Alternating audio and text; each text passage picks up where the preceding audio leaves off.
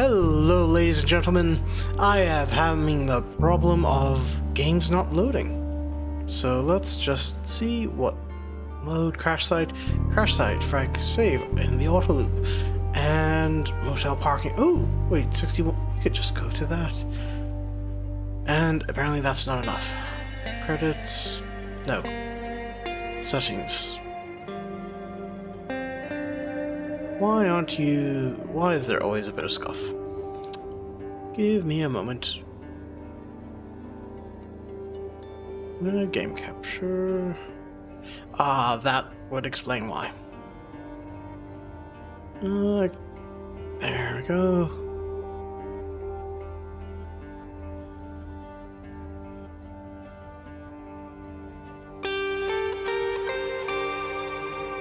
Okay, there we go.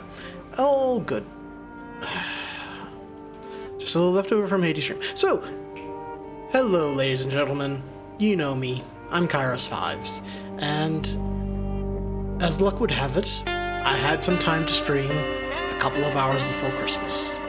And so, why did I choose Rue Valley? It was because I have a feeling that it's the one I'm closest to finishing out of the three we're playing.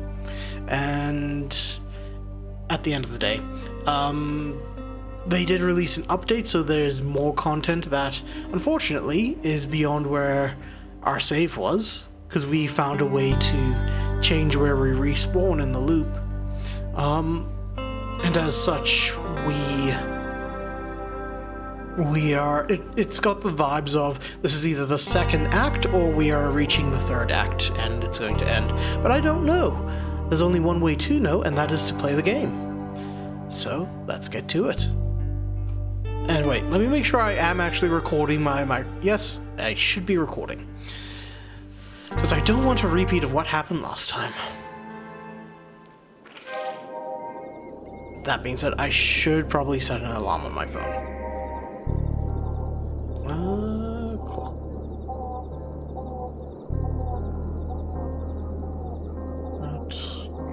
Sorry, just very professional streamer. Made sure I got everything done beforehand, don't you know? Alright. So we stopped playing after we had found Frank's truck and Frank himself. And I have a theory that because they were in the shadow of the explosion, that's why the time loop didn't affect them. But that's just a theory on my part. So let's see where each place heads to. You can see the Cooper Belt Bar from here. In fact, you can walk there. Okay. And not much there, but empty desert and cave ranch. Let's just leave that for now. I'm curious. Let's cognitive snap. Can't believe in a world without surprises, this one hits you like a wake-up call. So we are even dramatic. That's gonna go down well. Well, let's see what's up at the Cooper. Is it Kuiper Belt or Cooper? I suppose Kuiper does sound cooler, but never bothered to Google the pronunciation.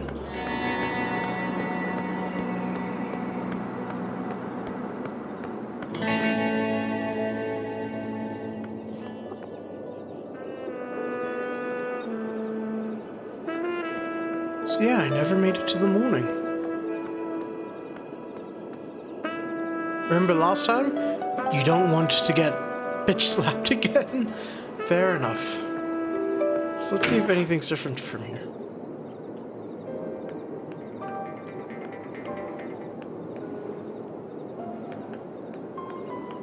Hey, welcome to Kuiper Belt. I'm Travis, and you look like you could really use a drink. Hey Travis, can I charge my phone anywhere around here? Hey, man. Wow, I never forget a face, but I totally blanked on your name.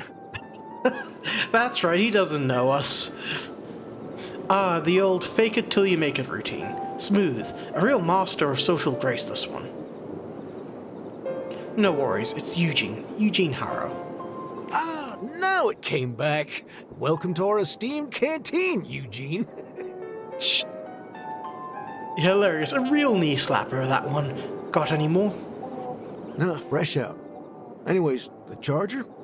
It's right behind the pool table. Just place whatever you need charged on it, and it takes care of the rest. Thanks, I'll be sure to check it out. Leave. Okay, well, that's one problem solved anyway.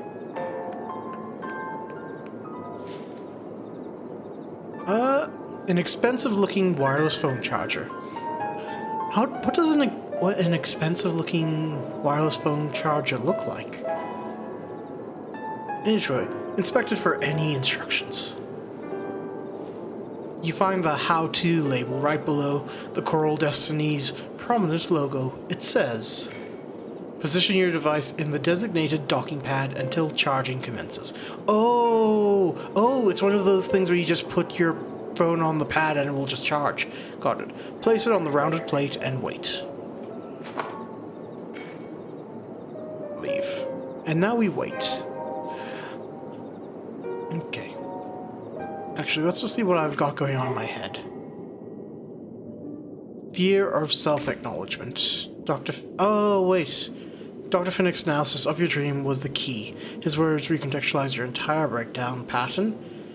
The pattern is now bleedingly obvious. You're left wondering how you ever mistook this deliberate self-sabotage for an accident. Yeah. So the update is they released more dream sequences, which I bloody well loved. And I love talking to,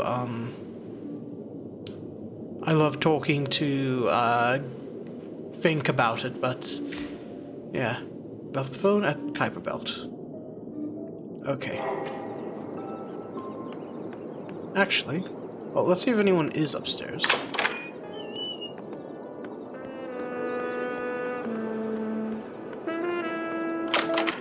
Well, let's see if anything changes. We've got time. Sit.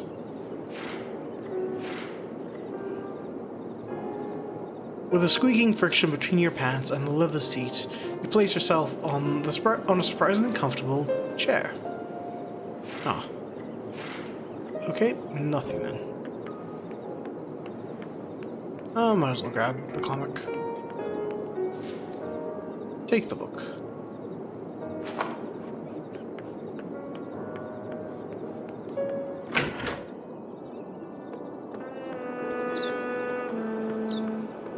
Well, let's see how far north we can go. I know we wasted some time, but... Or do I want to go... Can I go to... I actually want to talk to Gideon Fink, because... Or talk to Gideon, I should say, because we would have disappeared right before his eyes.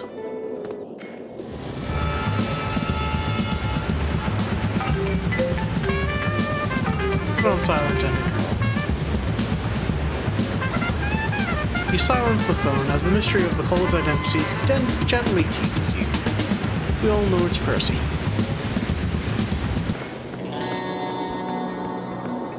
Oh damn, we can't actually make it.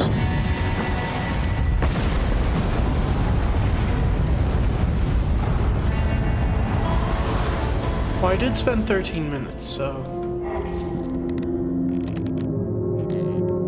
The scent of pines and late autumn evening fills your nostrils. You're sitting in an old rocking chair, and a light, fluffy blanket is covering your knees. There's nothing to worry about. You're safe and content. Enjoy the calm. Mirroring your mood, the world keeps quiet, save for the occasional sound of creaking wood coming from the cozy fireplace in the opposite corner of the cabin, and the almost inaudible sound of tiny cogs inside of a cuckoo clock hanging on the wall in front of you. Stare at the fireplace. Ooh.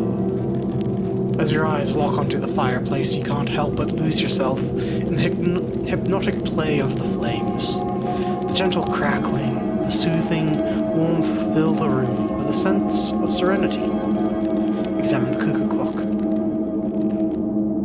It's an old and ornate piece of machinery, its sturdy body hiding both mechanism and the cuckoo patiently waiting to come out once the full hour strikes. The minute hand is shaped to resemble a long, sharp needle, greatly contributing to the clock's elegance and the impression of precision, but the hour hand is missing completely, making it look less like a clock and more like something like some strange measuring instrument. But it is a clock, isn't it?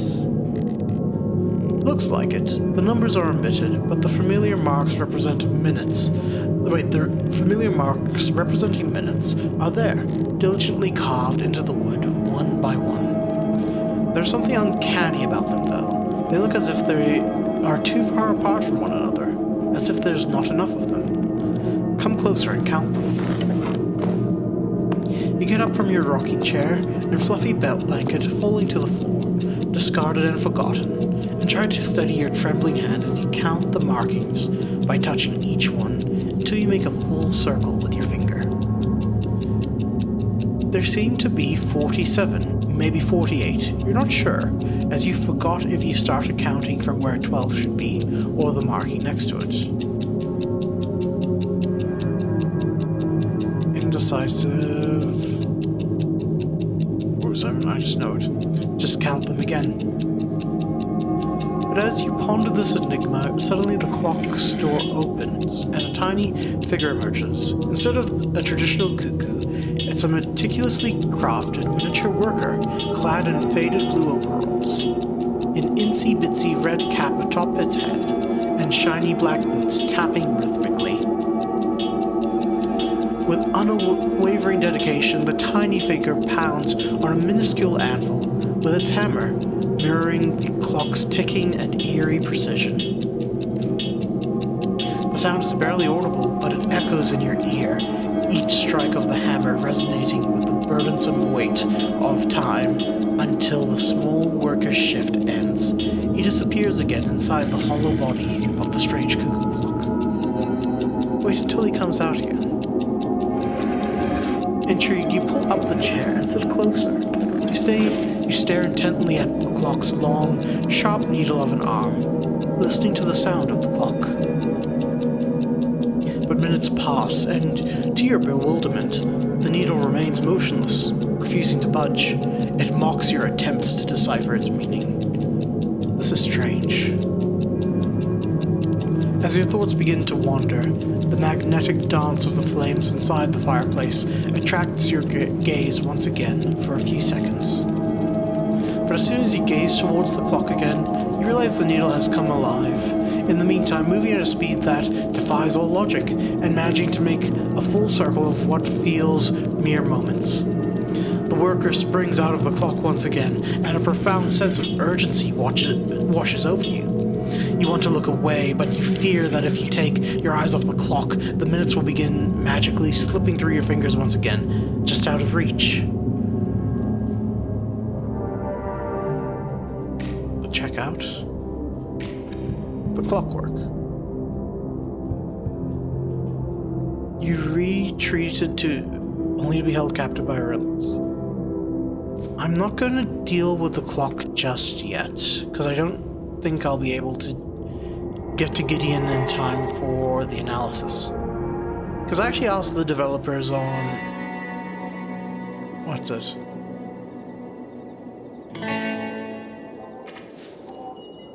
You're here. Again.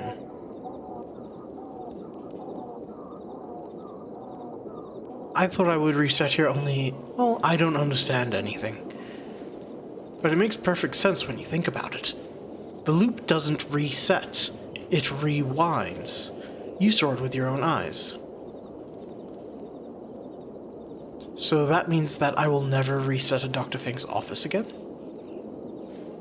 You got your wish, didn't you? Sigh. Getting attached? Doesn't seem like you. Move the branch and get out of here. Because we won't be able to talk to Fink about...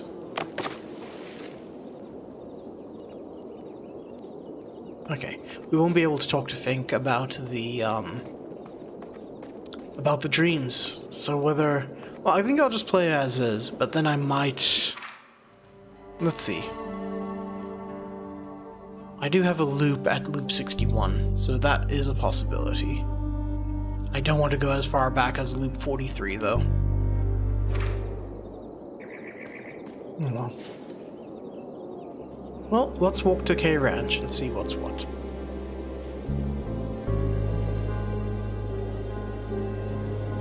Oh, we might be able to run into Walter.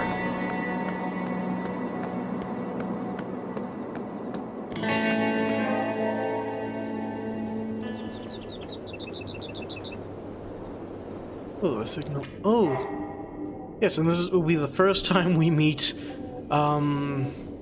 what's his name? Alex. First time we've met him since we shot him. Oh, one of them. Email conversations about it. Frank was listening.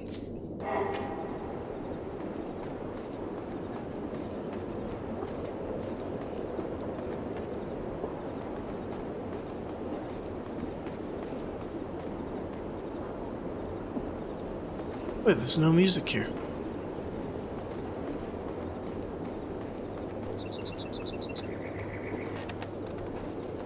No. It's actually arriving here early when the sun's up. It is nice and peaceful.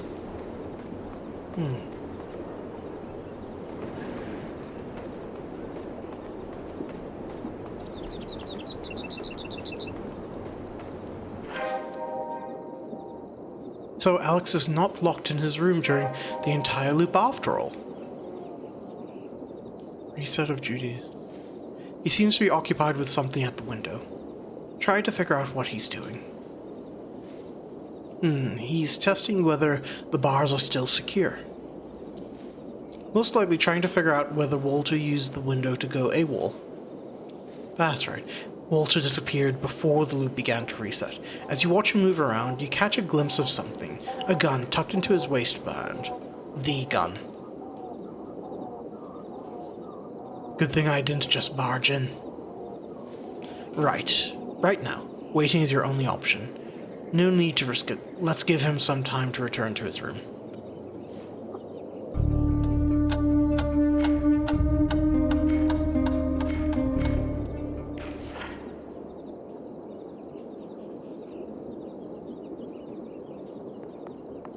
Okay, so we can't get any earlier than 8:14.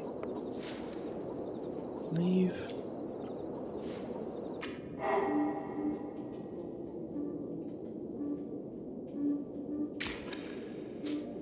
Rest of Judy's message. Alex is not in his room the whole time. What if there's more to Judy's message?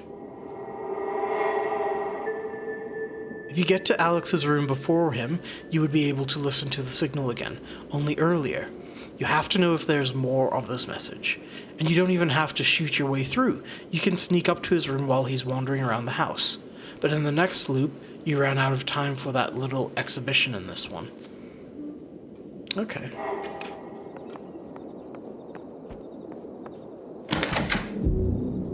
You know Alex has returned to his room as you can hear the music coming from up there.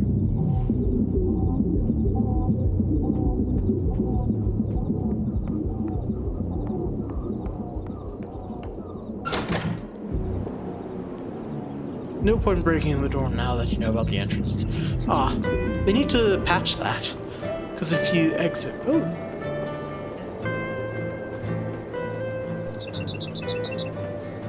This is actually some pretty nice music.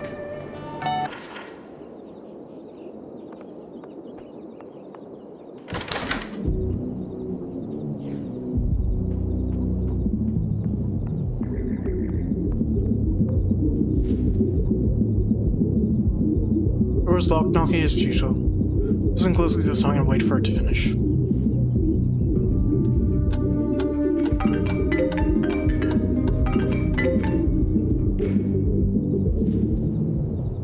Falters and fades out. Fresh bruises and skin deep nicks.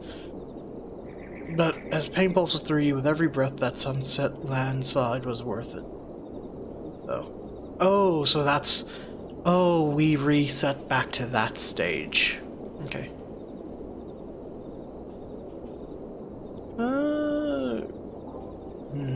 Start knocking before the next one. Pops, what's the password for today? Just open up. Hands up! Raise your hands. Who the fuck are you? What are you doing in my house? Who sent you?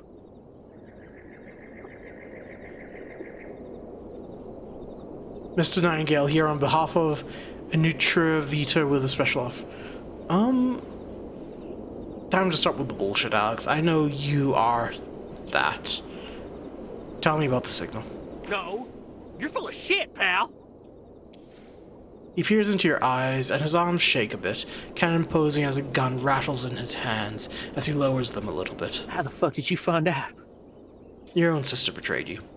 Well, shit. She must be sick of me. Again. Does all of this have something to do with Judy? You fucking forgot who has a gun here. And with that, the massive barrel is pointing at your chest Think again. I'll tell you anything? It's unnecessary, but he waves the gun at you, for Get emphasis. the fuck out of my house!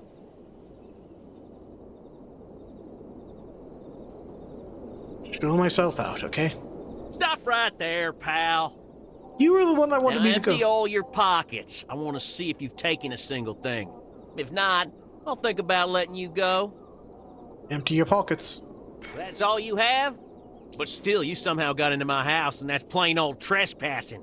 Now, start fucking walking.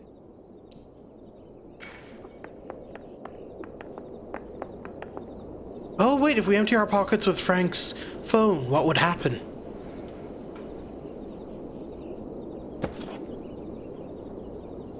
Hey, cuz. Listen. Listen! No, not like last time. There's a motherfucker here, and I've got him on 20 minutes? All right. Yeah, of course. I have coffee. 20 minutes. Oh. Oh wait, would we actually get the... He might actually get here in time then.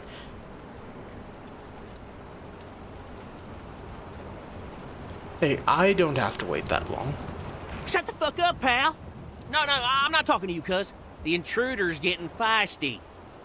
Okay. Bye-bye. He ends the call, grabs the hand cannon with both hands, never letting you out of the gun sight. Now we wait. And I don't want to hear a word out of you. Wait for the end of the loop. Well, it was worth a shot.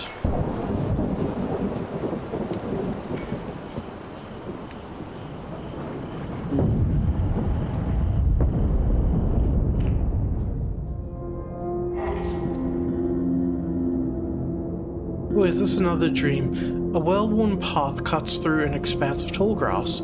You follow the reassuring rhythm of your guide's familiar gait, just a few paces ahead. The sun still hangs low, gentle and pleasant on your skin, but you can already see the grass thinning here and there, where fertile soil has given way to coarse sand. The desert is near. The thought of it holds no fear. Your guide's presence is a promise that you will cross it together. You follow, lulled by the rhythm of your own footsteps, matching hers. Soon the path's edges start blurring into encroaching sand. The guide's footsteps, once crisp on the path, now fall with a softer crunch. Yet her pace doesn't falter, so neither does yours. Nevertheless, the distance between you, once a comfortable few paces, begins to stretch. Try to quicken our steps. You break into a clumsy jog, but the sand pulls at your shoes, each step becoming shorter and more labored than the last. The steady metronome of the guide's footsteps begins to fade, falling out of sync with your own frantic pace. The gap between you keeps growing. Call out. Deep from your heart, you can hear her name, but the desert has made your throat a dusty corridor, and it comes out as a dry, rasping cough. She doesn't turn. She doesn't stop. Keep walking. She has now become a dot on the horizon, flickering like a mirage. If I don't blink, she can't disappear. Is she even moving, or has she stopped and is waiting for you? A hot gust of wind kicks up a veil of sand in your face. Blink. When your eyes open again, she's gone. The strength leaves your legs, all at once, and your body collapses into the dust below. And the sun, once your gentle companion, has climbed its ladder to become a blinding, white-hot coin ruling over you. Surrender to the bittersweet feeling of hopelessness. This spot will be your grave, and the sun your executioner. But it will be no swift act of mercy. No, you will be tortured, and keep wishing for it to just end. Look up at your executioner. As you gaze at the sun, green and purple after images start appearing in your eyelids every time you blink. And as the sun, it keeps staring back at you relentlessly, without the slightest intention of ever moving away from the zenith.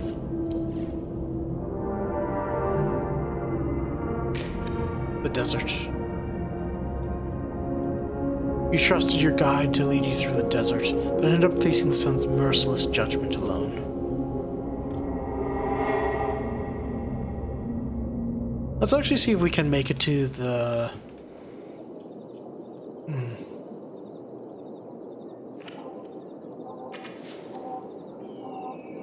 Still with me, Mr. Harrow? Not funny. Move the branch. It was a little bit funny. What I'm going to do is save. Let's go save 7. Or... yeah, save 7. But what I want to do is if I load number 5, how far back am I going to go?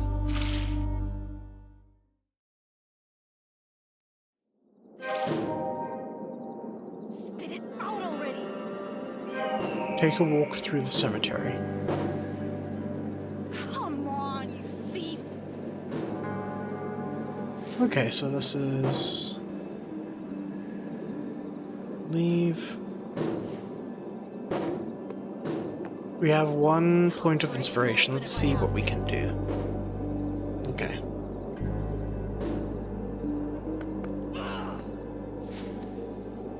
To the graveyard. Give me my coffee, you jerk!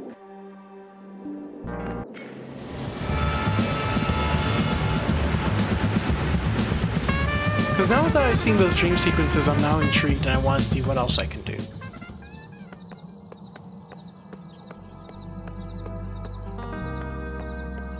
And also, I never voiced this part of it, so... it might be in a treat since I kind of have some idea of what's going to happen.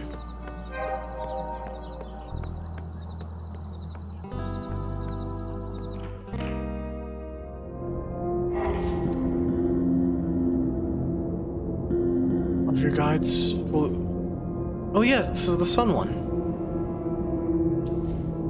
This is near. Your own path starts pulling encroaching sand. Neither does yours. And yes, so she goes, okay, so it's very much, this is where we open. So it's all random. Keep walking. Blink. And she's gone. So I might not look up at our executioner instead of cry. Okay. Do I not? Not enough willpower. Why? So by the time you reach this point, you can't do it.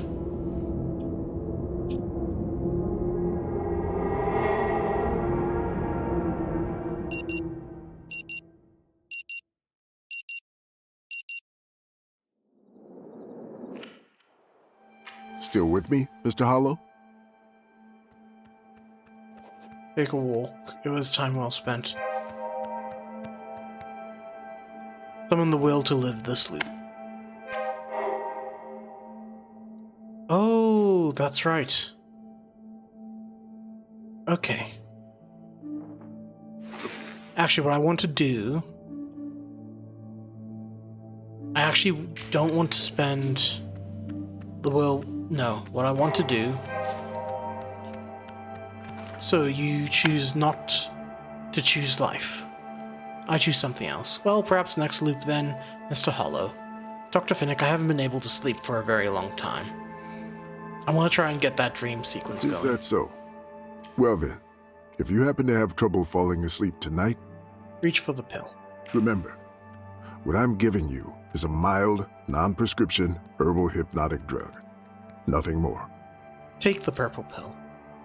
Hopefully, it'll help you calm down and get some rest tonight. We'll continue tomorrow. All right then. Now, you only need to pick up the key card for your room. And I'll call the receptionist to make sure everything is in order. Sounds good? Thank you. This is your key card. Just wait for it to be over. Oh, you must be very tired. Perhaps I'll tell you about here. No, I just want us to sleep. Force the purple pill down your throat. Close your eyes. I actually want to do the dream sequence. Images return as always, chasing each other in the same circles, and you count the seconds until they stall. Forget.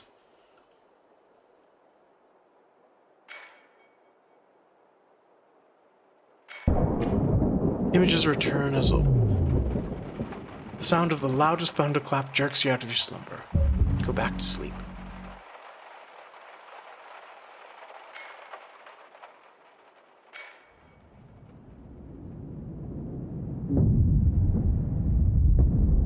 See, it happens and we're lit up by it, so... That's why. Oh, okay. You're standing in a high school auditorium, half blinded by the strange lights and the drowning in the smell of wax polish. Other singers surround you, every single one wearing a white shirt and dark trousers. The choir rows rise in tears before a velvet curtain. The conductor taps his baton. The performance begins. Open your sheet music. You glance at it, and to your horror, the pages are blank. No notes, no words. Your stomach drops. But you know this piece. You've sung it before. I'll just follow the others. I know the melody. Your mouth, the opening bars, recalling the melody and mimicking the shapes of vowels from the singer beside you. The words are gibberish, bare of any meaning, but somehow you blend in, a lone, deciduous tree hiding in an evergreen forest. I may pull this off after all. Music swells. You ride the wave of collective sound, guessing syllables as you go. Just keep singing. The others keep singing too, until they don't, on a pause you didn't anticipate. The entire choir goes silent, but a single note escapes your lips. It hangs in the air, alone and naked, for all to notice. A soprano snorts, two baritones smirk without turning their heads. And the conductor? Of course, he has noticed. But wait. He has your face, your adult face, wary and disappointed. The baton slips like an accusation. Your shirt is damp under your arms. Stop singing and just mouth the words from now on, and pretend nothing happened. You abandon what little substance was in your performance and become a factory of silent, empty shapes now. Keep mouthing, don't risk it. But the audience knows. Their stares brand your skin. The cold sweat soaks through the armpits of your white shirt. A darker patch spreads between your legs. Oh, it's not what it looks like. The choir keeps singing. The old Eugene keeps conducting. And you keep opening your mouth. Cold terror under your armpits. Hot humiliation between your legs. And they slowly meet halfway in your stomach, freezing and boiling at the same time.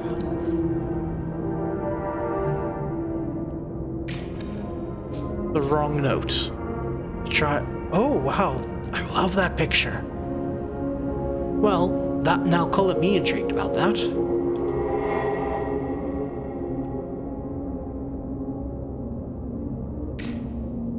Oh, that takes 2. Okay. Hold to wake up.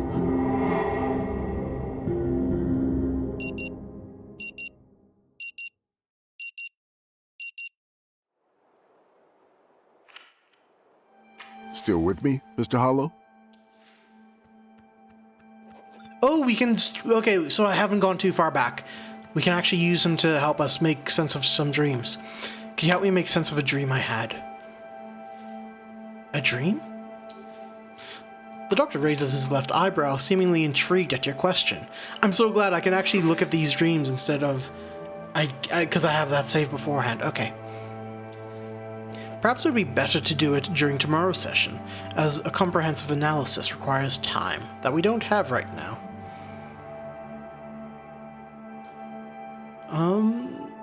Please, Doctor, it would surely help me fall asleep tonight if I unload this burden before I go to bed again. Because we're plagued by dreams. Well, I guess we can make a start today, focusing on the most vivid aspect, and we'll continue with deeper exploration tomorrow. Alright, go ahead and share your dream. The wrong note. Share the dream of singing in a choir. I don't know what it was that very much reverberated with me. Awkward. And that's when I woke up, slippery with sweat. At least I didn't pee myself. Yes, involuntary urination would be a sign of prolonged exposure to extreme stress. Dr. Fink takes off his glasses, bushy eyebrows assaulting the world, and looks you straight in the eyes. Thank you for sharing this dream. I know it's not easy to be so open and honest, especially since we've just met. Now, let's attempt to break it down and make it clearer for you. The conductor with your adult face and the blank sheet music stand out. Could you share your thoughts about these two elements? The conductor, he's angry at me. Based on your description of the dream, I would argue he also shows disappointment that you even tried to sing. Does this adult Eugene represent a figure of authority to you? Why are you afraid of him? Well, we have paranoid. Awkward, secretive. I'm not sure if I'm afraid of him or the whole situation. Of course I'm afraid. He intentionally and secretly commanded the rest of the choir to stop so he could expose me. No. Wait, how not to be afraid? He's standing right there frowning and waving his rod of judgment. This points to the possibility you may fear judgment as much as failure itself. I feel that. Let us now focus on the fact that the conductor has your face. Do you have any idea why? I'm my own worst enemy? Or because I know I'm a fraud, and I subconsciously want to expose myself? I mean, that kind of fits the loop. I feel there's more to it. You'll agree that the conductor holds a much greater authority than your fellow singers, so his approval or disapproval also carries much more weight. And since, in a dream, you are much younger, while he is an adult version of you, his disappointment that you tried to sing, when you should have stayed silent, tells us a lot. Seems to me that you may have used to try things as a young man, but as years passed by, you slowly adopted a rule not to try, in order to not fail. That hits a little close to home, honestly. Now, let us analyze the remaining symbol. When I saw that blank note page, dread oozed out of my skin, as cold sweat, as if my life was in danger. Yes, that indicates a triggering of the fight or flight response. meaning your mind perceived the danger as real. Now, why do you think the sheet music is devoid of notes? Do we have... Nah, Paranoid's the extreme one. It's an embodiment of the fact I can't remember the composition. I'm being set up to fail. To make me rely on myself, not some external source. What could be the purpose of making you rely on yourself in this way? It was a test and I failed. The sudden inability to remember the composition, coupled with blank pages, may represent a deep and irrational self-insecurity. Another interesting point is, every other choir member sings, which means they still know the composition, and their sheet music is complete. Any idea as to why? All of them are better than me? So they're doing fine, and you are doomed to fail. I see. Let us look at your dream as a whole. Upon realizing your sheet music was blank, and you can't recall the words, you chose to improvise. When that attempt failed, met with the choir's ridicule, and the conductor's disappointment, you gave up trying and merely pretended to sing. Stripped to its fundamentals, your dream consists of attempt, failure, public shaming, and ultimately, self-directed bitterness, which stems not from the failure alone, but from the act of having tried. I strongly suspect that this scenario is what you fear would happen if you tried doing certain things in your life. But this fear, that you will certainly fail if you try, is irrational. Tell me, do you often feel like your actions will go wrong, even when there's no real reason to expect that? It's not a feeling, it's a reality. I have simply developed a sharp instinct for trouble. It tells me when not to take risks.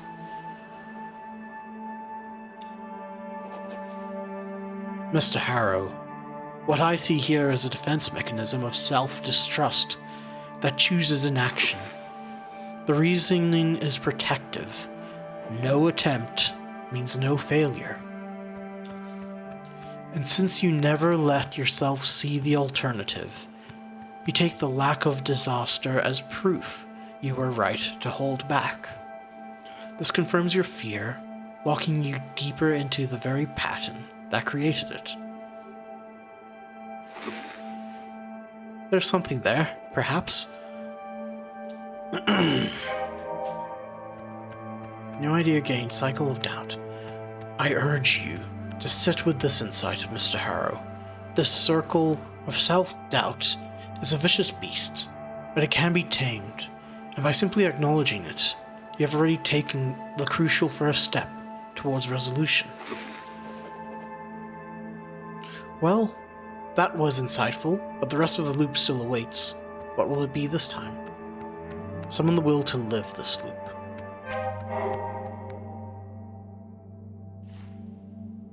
Before I go there, Frank's final... Wait, a night out. Frank's final moments keep haunting you. He was so sure he had saved Judy, clinging to that certainty right until the end, even as it was painfully clear he was dying.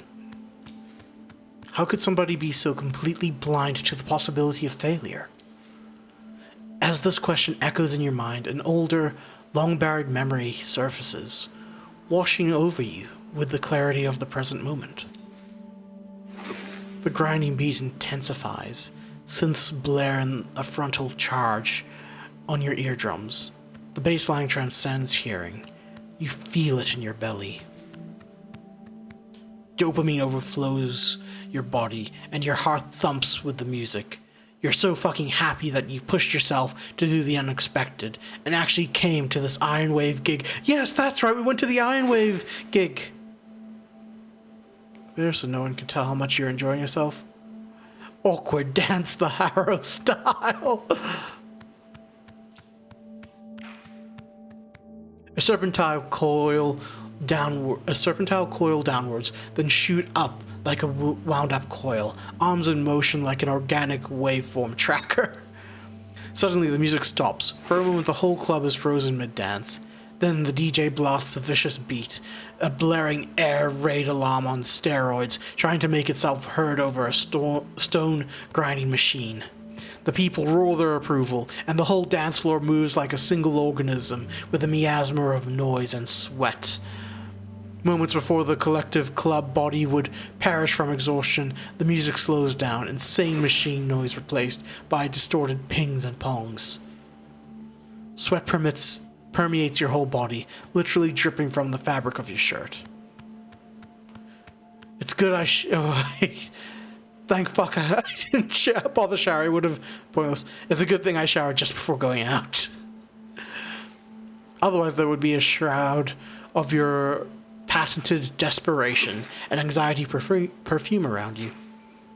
Suddenly, from a throng of people, a girl in front dances closer, her body rubbing against yours.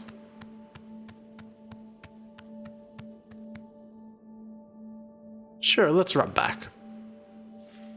You stand like that for a moment or two, body against one body, then the rhythm separates you. And suddenly she turns, her face radiant with a smile. Awkward smile back. You give her your best Harrow smile, full of glistening teeth. For whatever reason, she laughs. There's no malice in that sound, only an invitation. She turns back again, her hair brushes against your face. If you would just try, something might happen. Maybe a one-night stand? We'll hook up, start living together, share the rent, and have beautiful children. That's it. This is the love of your life, surely. And who could resist you? Freshly washed but drenched in iron wave sweat? The dance continues, and the girl rides the waves close to you again. Not enough to touch, but so near that her scent overwhelms you.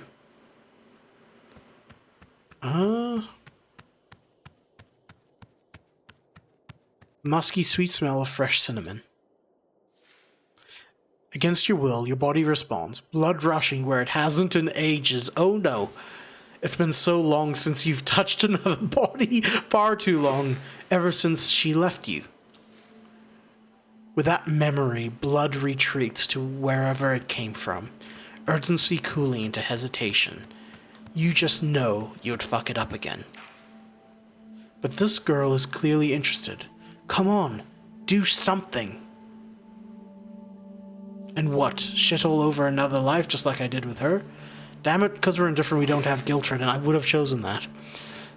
Who am I kidding? Her girlfriends probably persuaded her to tease me, so they could have a laugh later. The girl is looking at you, eyes full of questions, lip taut with confusion. Just dance away somewhere else. Slowly but surely, the chaotic waves separate you, and you melt into the amorphous mass of people dancing.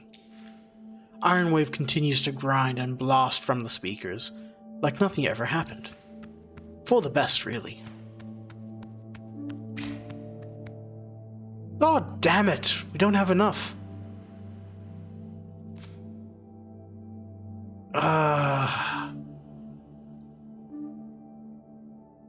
Am I too far gone? Is that the question?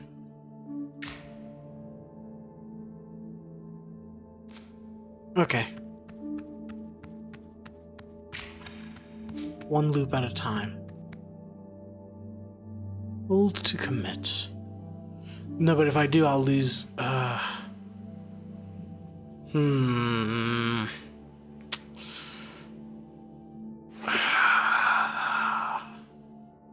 Does this mean I need to load?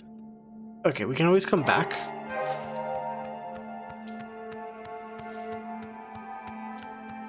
We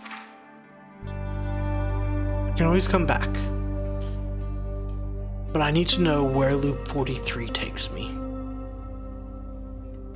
Load.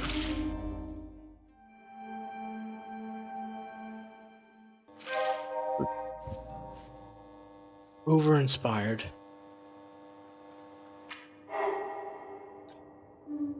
Oh, this is before we have to shoot Alex. Gotcha.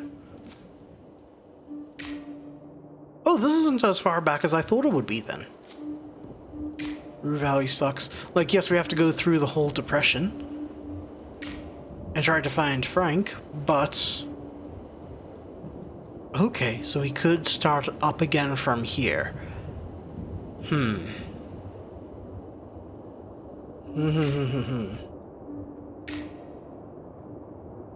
Seems you have to take the extreme approach in this situation. Are you really ready for that?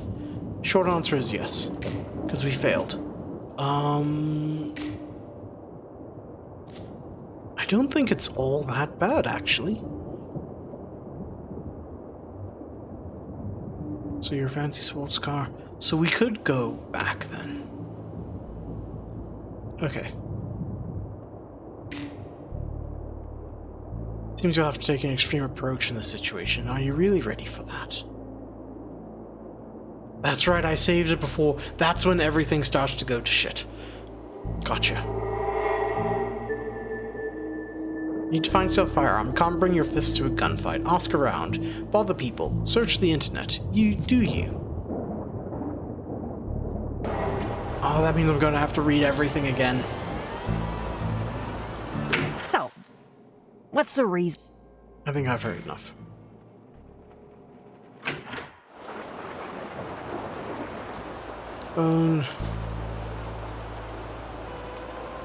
Call Ben, and let's call Ben and find out if he has a gun. And because I am aware I did not have my microphone on last stream, I guess this is recompense for that. The connection beeps once, twice, 3 times, each sound an echoing drill in your skull. Yeah? Ben, do you own a firearm? Yeah, man, just let me go. The phone line is stable, and you can hear Ben clearly, yet he sounds distant, like he's speaking from the other side of the wall of dreams. Can't think about it. My brain hurts when I think about thinking about it. Ben, snap out of it! Where is your weapon? Yet the words don't reach him. You think you hear Ben haphazardly humming over the loud music, yet you can't be sure. It's no use. You'll have to break him out of the stupor somehow. A verbal kick in the balls will do. Benjamin Fleming, police here. Security check. Where is your weapon? Oh! Shit! Fuck! Noise overlaps with music from the other side, like his phone fell down. Then the music stops. So sorry, Mr. Police Officer. I got a bit lost. He's definitely more present now, but still sounds distant, like he emerged from a giant depth, his throat raspy from all the water he coughed out. It's the safe, officer. I mean, it's in the safe. It's all according to the new law. Even across the ethereal distance of the phone line, and without any visual cues, you feel panic swelling in Ben's chest. It is so strong. Oh. The new regulations, they did everything. I did everything. No one touched the gun but me. It hasn't even been passed. The law is not active. But I assure you, it's all according to the new regulations. No worries. Which new regulations are you complied with exactly? All of them. The new ones. Oh, that was in stereo. I have to go now, officer. A serious panic attack is coming right up. The line is dead, and somehow you feel calling him next loop wouldn't achieve much. Your hopes of learning the whereabouts of Ben's gun are bleeding out on the proverbial floor, quickly dying.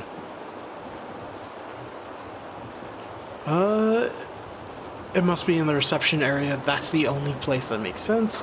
Must be in the lost and found room. Everything's in there. Most senseless conversation ever.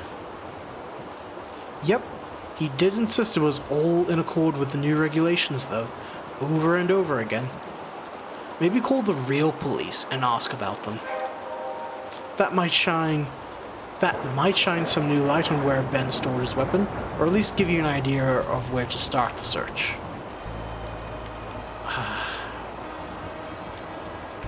Well, just wait. I could call the police roundabout now, but to be honest, I'm kind of reaching... It's getting close to 10:30 my end, and so I should be leaving soon, so... Wait and play a quick match of hyper-casual protagonists. Until the woman from the vending machine leaves the gas station. Squish 'em all.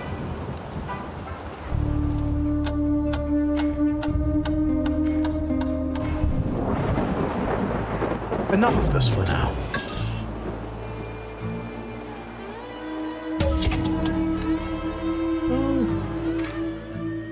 Save. Where do I guess instead of save 8, I'll call you... Well... Alt... Dream... 1. Save.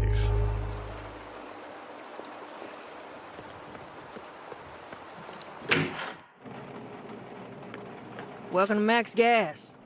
You need some help getting gas in that city car yard, or you don't want something else? We got no booze, mind you. Are you armed by any chance? I remember this whole sequence. Don't be silly, of course I am. Shh. She pats the left side of her jacket with a movement strangely similar to caressing a pet.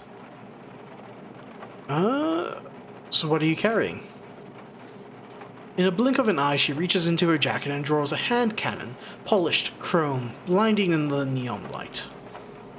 The weapon is identical to Alex's. Your stomach burns with the memory of pain, fogging your mind. This here beauty's a Thunderbolt 44. Lethal at 100 yards if you're proficient, 50 if you're novice, and if you're green, 0. You look like someone who can kill at 300 yards. There's a faint glimmer of a smile on her thin lips. Yeah, not with this weapon.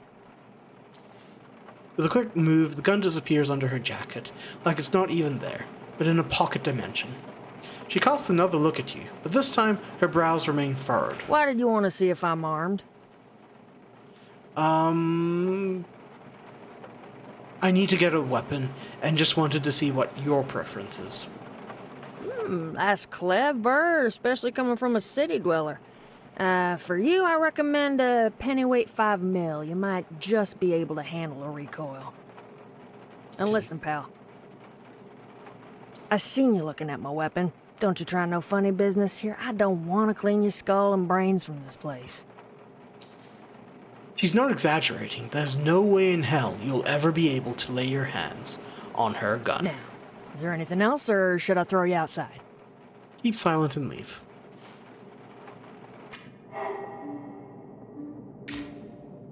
Oh, yep. Here's to hoping we get the same dream.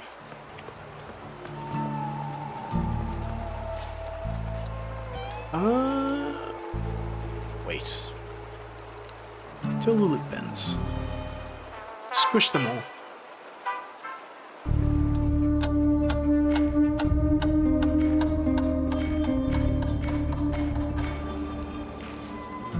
Enough of this for now.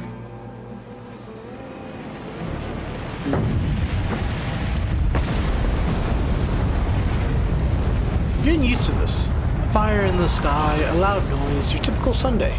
Close your eyes.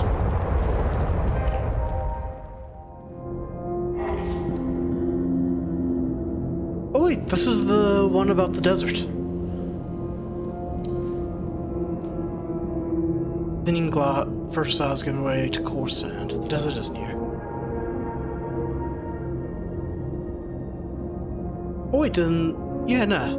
You guide, lulled by the rhythm, your footsteps matching hers. Okay. Try to quicken our steps to match. Comes our last. And she further fades away. The gap keeps growing. We call out. Oh, this is our mother. I thought it was the girlfriend, but no. It's her.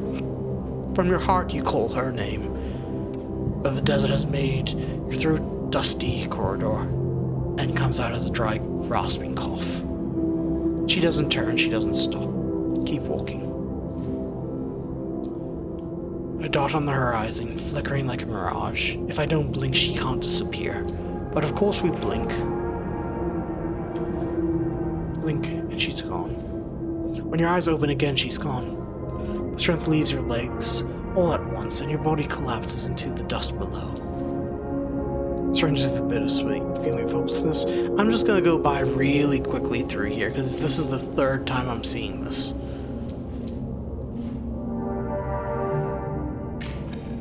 Desert.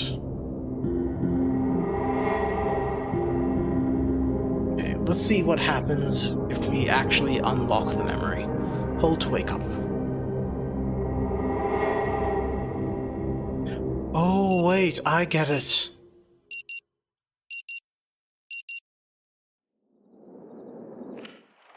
I think. Still with me, Mr. Harrow? Continue.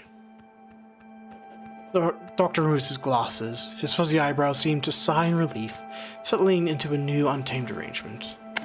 Yes, and I have a question. Could you help me make sense of a dream I had?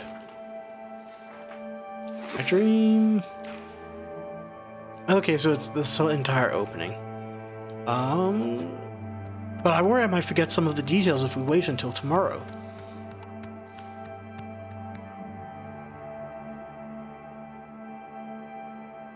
Oh crap.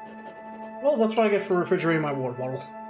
I've just left a stain on newspaper.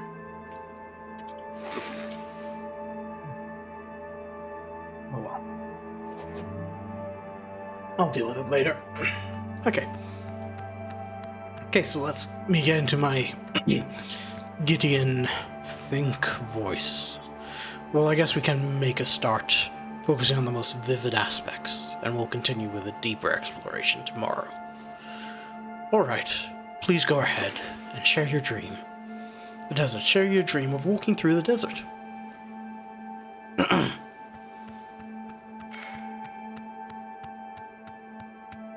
And that's when I woke up, and that's when I woke up with a feeling of dread.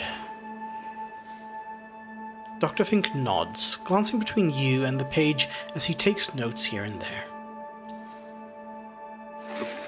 Thank you for sharing it with me, Mr. Harrow. I understand it wasn't easy. How about we take a look at the key moments in the dream? The guide, the sun, the desert. Would you like to share your thoughts on any of them? The guide was someone supposed to be my safety net, someone I could rely on. I understand. When you say safety or rely on, could you elaborate a bit? What does that mean for you, personally?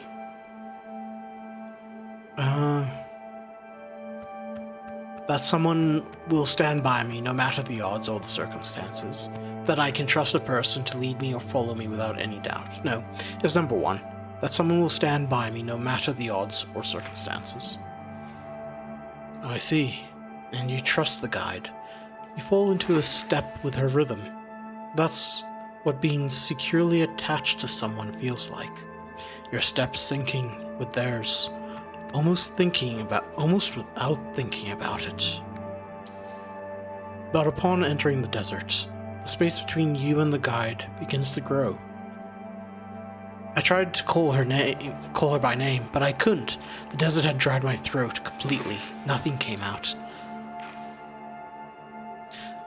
That sounds like one last attempt, a final push that goes nowhere, and the dryness could also be you holding back your emotions, strangling the words before they leave your mouth, avoiding the risk of letting it all out. You watch him jot something down in his notebook with a quick, practiced motion. How did you feel when you realized the guide was gone? Oh, abandoned, betrayed even. Hopeless, completely lost. Yep, I know, fun. We'll end the stream after this. Abandoned, betrayed even. And I think hopeless, completely lost. And it makes perfect sense that you felt that way. In your dream, she was the only source of safety, so important that you did everything you could to stay connected to her. Yet, despite all your efforts, when she vanished, you found yourself in a hostile environment. No shelter, no path, no guide. Just you, despair, and the realization you were completely alone. Now let's shift our focus to another element in your dream. The desert turned out to be a trap. Worse, it was one that I walked into willingly. But it didn't start as a desert. At first, it was tall grass, if I remember correctly. You knew it would eventually turn into a desert, did you not? Those patches of dry land didn't look so frightening at first. Understandable. And that abundance of life and cheerfulness, that is the tall grass, an occasional dry patch can hardly convey the magnitude of the desert and its lack of life. So the lush vegetation gave way to dry, lifeless sand, and the path, which was giving you clear direction, disappeared under your feet. How do you feel about finding yourself in a situation like that?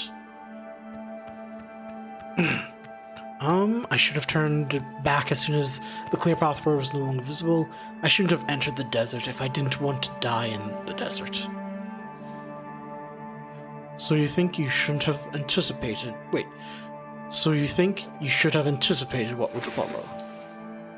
The way I see it, the desert symbolizes the difficulties we come across in a relationship, or even in life in general. So when you are left there by someone you trusted, you figure, I would have never ended up in this lifeless place if I hadn't let that person guide me here in the first place. Okay, it's time we move on to another symbol. The sun, its transformation from a gentle companion into an executioner hanging over me. That's quite a radical shift. What was the feeling in that moment when you realized it had turned on you?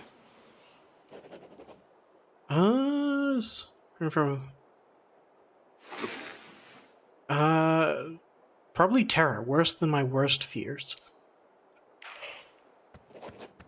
And yet, in the dream, you chose to do nothing. You just collapsed and waited for your seemingly inescapable end. I made myself look straight at it. Yes, you took the courage to look up at your so-called executioner in the face. But I wouldn't really count it as an action meant to change your circumstances. Why didn't you try to retrace your steps back to the vegetation? Why was there no attempt to improvise some kind of protection? A makeshift hat? A shelter? Anything. Why was there no struggle, only surrender? I burned through all my strength chasing the guide. There was nothing left in me. The path disappeared when we entered the desert, so I didn't know where to go. I felt completely lost. Be that as it may, allow me to point out something that seems obvious in the dream.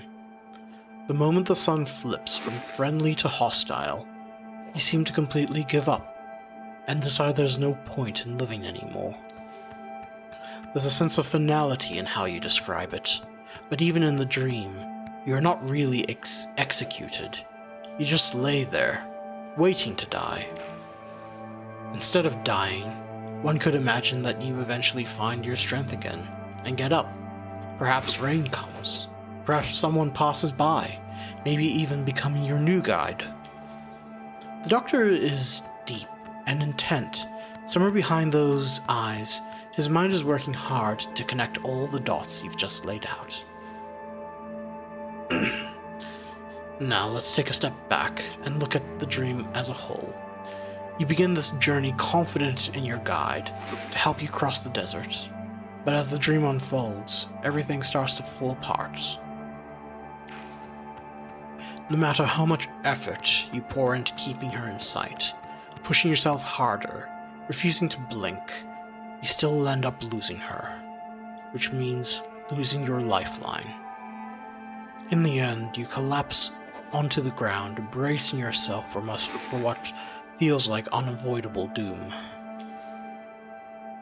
I would argue this dream is telling you something, and if someone dear to you disappears from your life one day, it will be the end of you.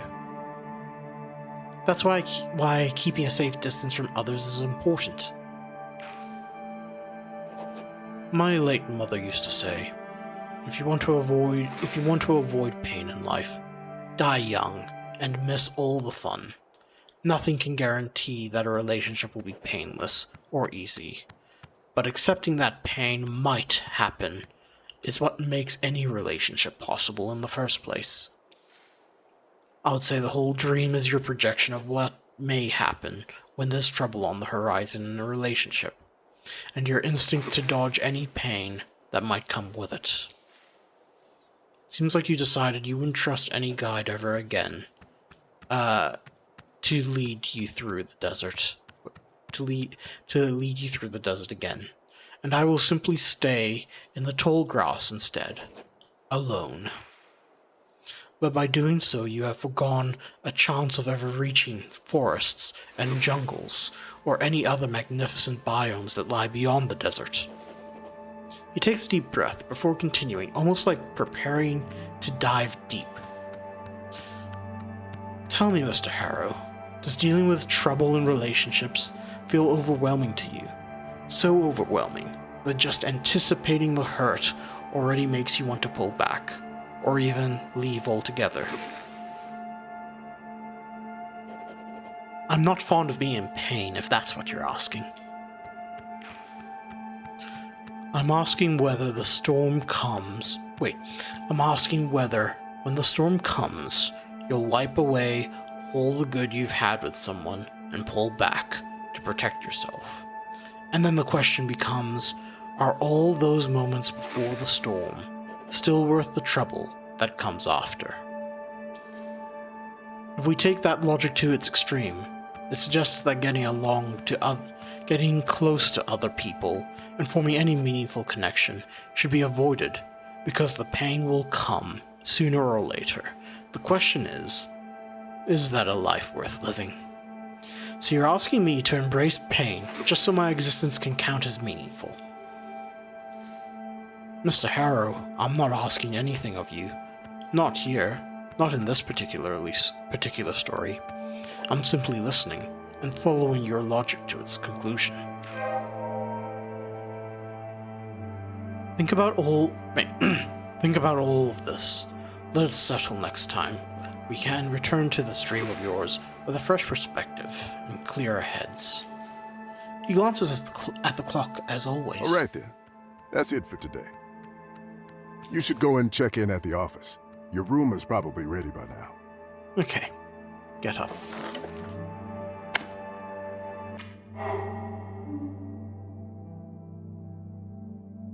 Alexander K. What's this?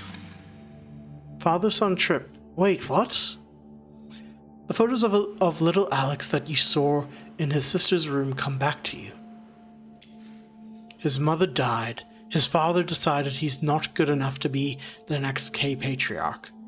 No wonder he feels abandoned. So he's isolated himself, not to be hurt again. And then, another memory unravels before you.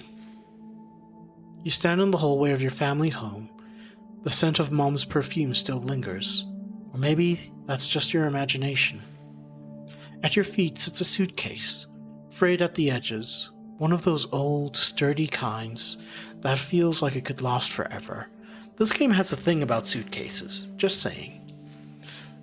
The silence breaks, muffled running water, then the squeal of hinges. Your father steps out of the bathroom and stares at you, bewildered. Eugene, what are you doing here? Did you get back from a trip? No, Dad, we're going on a trip, you and me. Really? That's great. I haven't traveled since your mom... Where's the old girl? The spark of adventure drains out of him, replaced by worry and confusion. He looks around and listens, waiting for a familiar cue. That sound of utmost importance is around here somewhere. Mom's will meet her where we're going. This one's just for the boys in the family. Mom's traveling too. We'll meet her where we're going. Unfair of her to vanish like that, but also typical, isn't it? He's forgotten, again, that she left us forever. In moments like this, you feel the void where Mom's presence used to be. She grounded him, and she steadied you. Now the burden is all yours. Take your father by the hand. His rough grip is warm. It should impart a sense of security, like when you were little. Instead, it makes you feel worse. There's a glance. There was a time he could read you with a glance, which makes being with this father, here and now, so heavy, especially when you think about what's coming. Pick up the suitcase. It isn't heavy, considering the whole life fits inside it. What's left of a life, that is. You're part of it. Maybe the last link. Maybe the most important link. Which is why you'd rather drop the case and run. But this needs to be done, and there's no one else to do it. So, where are we going, son? You didn't tell me. I can't tell you. It's on a need-to-know basis.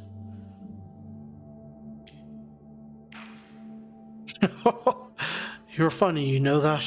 Very well, Eugene Harrow, secret agent. Take me to that secret place.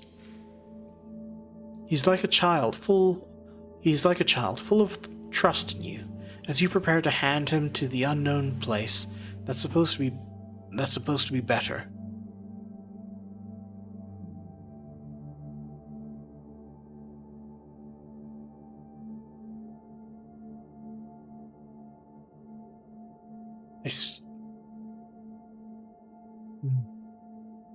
The choices are, this is what's best for him. I'm not capable of taking care of him. Or guilt-ridden, I still feel like I didn't do enough for him. I'm not capable of taking care of him. Keeping someone alive and safe, not just from the world, but from himself, is what matters most. Asking for help, even handing him to people who can do it better, is nothing to be ashamed of. It hurts, but watching him slowly disappear would hurt much more. This is the best option for both of you. Whatever the case, the road is laid out before you. All you have to do is follow it, hand in hand, with your dad and his suitcase. The drive is enveloped in silence. He stares through the window, lost in thought. The quiet starts to gnaw at you. You should say or do something.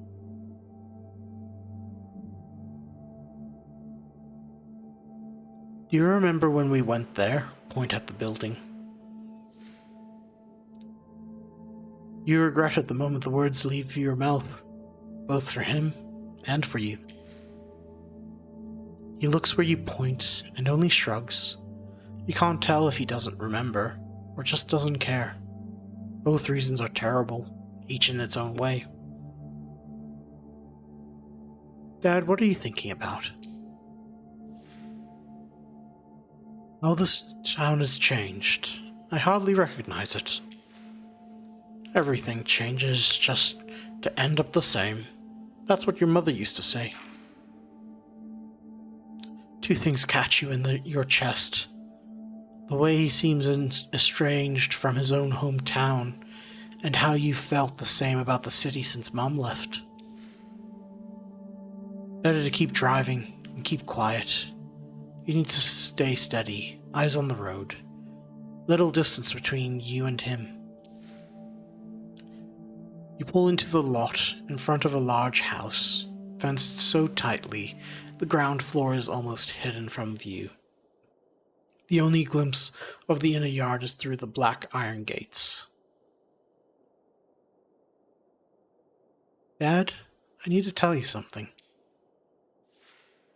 He watches you carefully, fully focused, like he used to.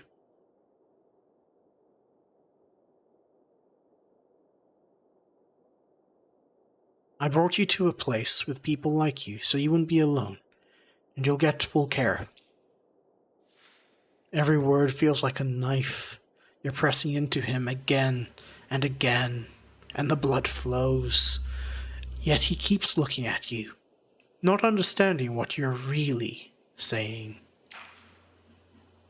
No protest, no resistance. No, let's talk it through. Nothing. Just a silent nod, and it lands like a knife. Now in your chest. And it stays there. Then let's go. Take the suitcase and lead Dad to the gate. By the gate sits a small booth, and from it a chubby guard watches you, with a tired, questioning look. We have an appointment, admission for Raymond Harrow. The crunch of gravel on the path underfoot is the only sound as you approach the building. What kind of place has security at the door? Did you get famous, Yuji, and forgot to tell me? He laughs, and you're briefly grateful. He hasn't called you Yuji in a long time. It stings in a way you didn't expect. At the entrance, a middle-aged nurse in scrubs greets you. Name tag unreadable, obligatory pen clipped to her pocket. Good day, you must be Eugene, and this must be your father. Oh wait, no, sorry, wrong voice. Good day, you must be Eugene, and this must be your father, Raymond. So nice to meet you. The stretched out vowels scrape across your nerves. You didn't know a voice could itch your brain like this, every neuron lighting up. Force a smile. Ma'am, no need to drag out your words. I'm not deaf to certain syllables. You miss the spark in him, his quick retorts. Only when it flashes out like this do you feel how absent it's been. How badly you need not to stand here and watch even that wink out forever. He's so sweet. We're going to get along just fine. Is that his suitcase? May I take it? Keep it a moment longer. No problem. I'll take it later. I'm going to settle Raymond in, and we can do the paperwork, and we'll do the paperwork. She takes your father by the hand and leads him, taking a mile a minute. He turns back to you, confused, mouth open as if to say something. Dad, I love you. He nods, and in the next heartbeat, the nurse pulls his attention away with her relentless patter. As the two of them fade away, you spot a house slipper on one of his feet, and a shoe on the other. This is too much. You need to leave while you still can, while it still feels okay, while the picture of him being at least partially himself still lives in your head. Leave the home. As you approach the car, the pressure climbs, your ribs ready to pop. You don't even know where the suitcase ended up, only that it's no longer in your hand. Then your phone starts ringing, slicing through everything. Check who's calling.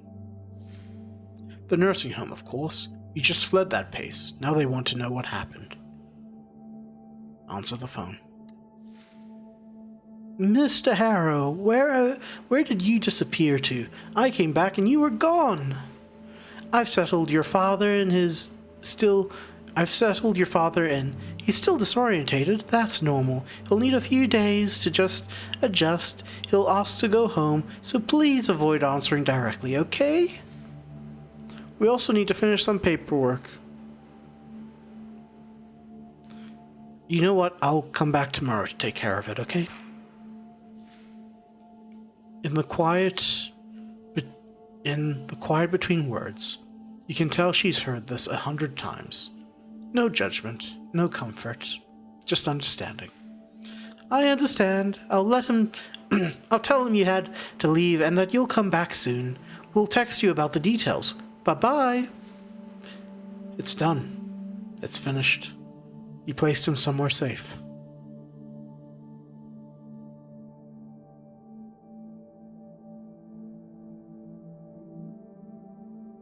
I never felt so far away, but at the same time, I need that space. Distance is what you need to digest this new state of affairs and learn how to live with it.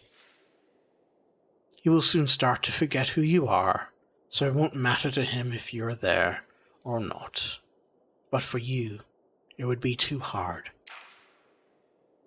It was a tough day, and you should leave it at that. You need to get in the car and go home. Your home. The tiredness really starts to creep in. Dad's story is down to its last pages, and soon even those will be blank. No need to continue reading it. You can just close the book before the end.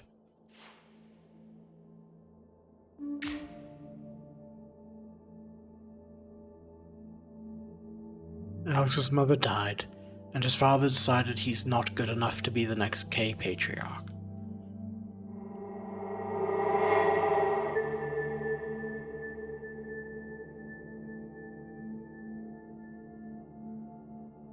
Alex's mother died, and his father decided he's not good enough to be the next K patriarch. No wonder he felt abandoned, so he isolated himself so he wouldn't be hurt again.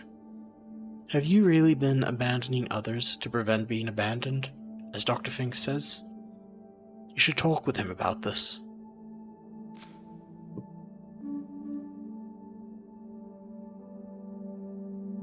Well, that's a cheery note to end it on.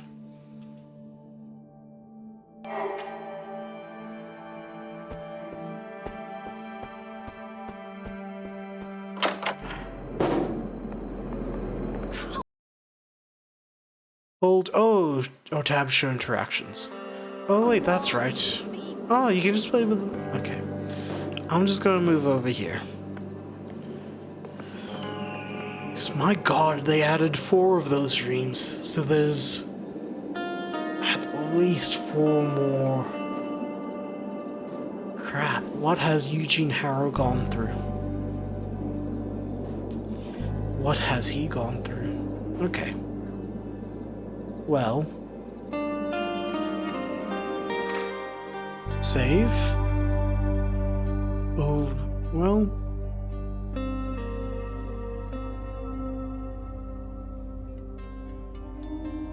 Alt... Dream 2. Each time we unlock a new dream or we finish one, I'll start a new save. And I'll keep save 7 so that way there's apparently 2 endings to the game. But I want to see what these dreams are all about. So... this is where we save.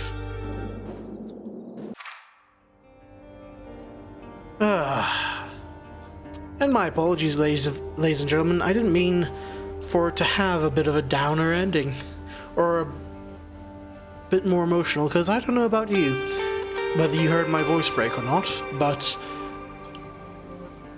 I did not expect to get as like some of them hit hard, and this was very much a, oh no, I understand what's happening now, and this is very sad.